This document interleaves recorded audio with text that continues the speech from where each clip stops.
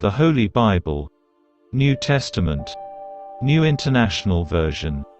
The Book of Matthew chapter 18, verse 1 to 35. The greatest in the kingdom of heaven. At that time the disciples came to Jesus, and asked, "Who, then, is the greatest in the kingdom of heaven?" He called a little child to him, and placed the child among them. And he said, "Truly I tell you, unless you change, and become like little children, you will never enter the kingdom of heaven. Therefore, whoever takes the lowly position of this child, is the greatest in the kingdom of heaven. And whoever welcomes one such child in my name welcomes me." Causing to stumble. If anyone causes one of these little ones, those who believe in me, to stumble, it would be better for them to have a large millstone hung around their neck, and to be drowned in the depths of the sea. Woe to the world because of the things that cause people to stumble. Such things must come, but woe to the person through whom they come. If your hand, or your foot causes you to stumble, cut it off, and throw it away. It is better for you to enter life maimed, or crippled, than to have 2 hands, or 2 feet, and be thrown into eternal fire. And if your eye causes you to stumble, gouge it out, and throw it away. It is better for you to enter life with 1 eye, than to have 2 eyes, and be thrown into the fire of hell. The parable of the wandering sheep. See that you do not despise one of these little ones. For I tell you that their angels in heaven always see the face of my Father in heaven. What do you think? If a man owns 100 sheep, and one of them wanders away, will he not leave the 99 on the hills, and go to look for the one that wandered off?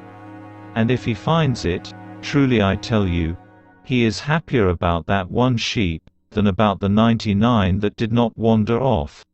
In the same way, your Father in heaven is not willing that any of these little ones should perish. Dealing with sin in the church.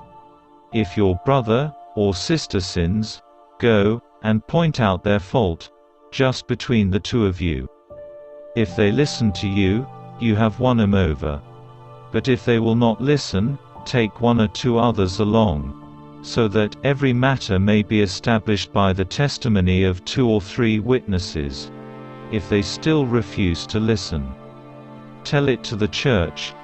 And if they refuse to listen even to the church, treat them as you would a pagan, or a tax collector.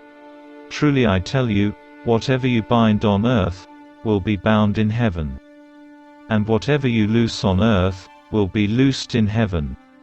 Again, truly I tell you that, if 2 of you on earth agree about anything they ask for, it will be done for them by my Father in heaven. For where 2 or 3 gather in my name, there am I with them. The parable of the unmerciful servant. Then Peter came to Jesus, and asked, "Lord, how many times shall I forgive my brother, or sister, who sins against me? Up to 7 times?" Jesus answered, "I tell you, not 7 times, but 77 times. Therefore, the kingdom of heaven is like a king, who wanted to settle accounts with his servants. As he began the settlement, a man, who owed him 10,000 bags of gold, was brought to him, since he was not able to pay. The master ordered that he, and his wife, and his children, and all that he had, be sold to repay the debt. At this the servant fell on his knees before him. "Be patient with me," he begged, "and I will pay back everything." The servant's master took pity on him, cancelled the debt, and let him go.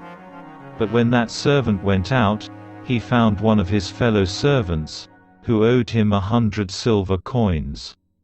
He grabbed him, and began to choke him. "Pay back what you owe me," he demanded.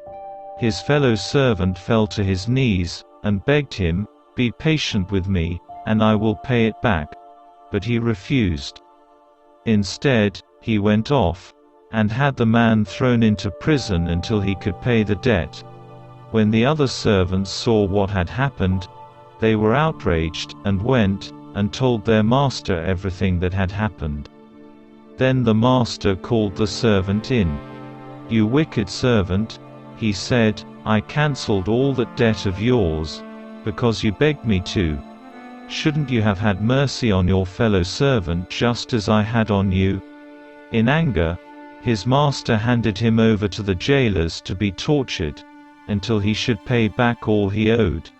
This is how my heavenly Father will treat each of you, unless you forgive your brother or sister from your heart.